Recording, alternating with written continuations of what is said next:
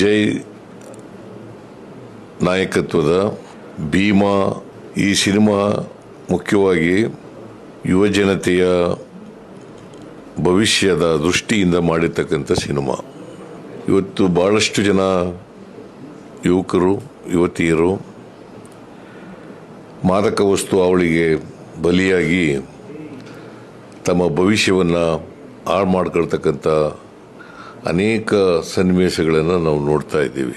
ಈ ಸಿನಿಮಾ ಉದ್ದೇಶ ಯುವ ಸಮೂಹ ಈ ಡ್ರಗ್ಸ್ ಅವಳಿ ಇದರಿಂದ ದೂರ ಇದ್ದು ತಮ್ಮ ಭವಿಷ್ಯವನ್ನು ರೂಪಿಸ್ಕೊಳ್ಬೇಕು ಅಂತಕ್ಕಂಥ ಸದುದ್ದೇಶದಿಂದ ಮಾಡಿರ್ತಕ್ಕಂಥ ಸಿನಿಮಾ. ಅದು ಸಫಲ ಆದರೆ ಸಿನಿಮಾ ಮಾಡೋದಕ್ಕೆ ಸಾರ್ಥಕ ಆಗ್ತದೆ ಅಂತೇಳಿ ನನಗನ್ಸುತ್ತೆ. ದುನಿಯಾ ವಿಜಯ್ ಅವರು ಇಂಥ ಒಂದು ಸಿನಿಮಾ ಮಾಡಿರ್ತಕ್ಕಂಥದ್ದು ಭಾಳ ಒಳ್ಳೆಯದು.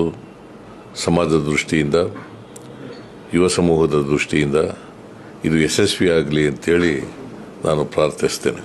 Thank you so much. Thank you.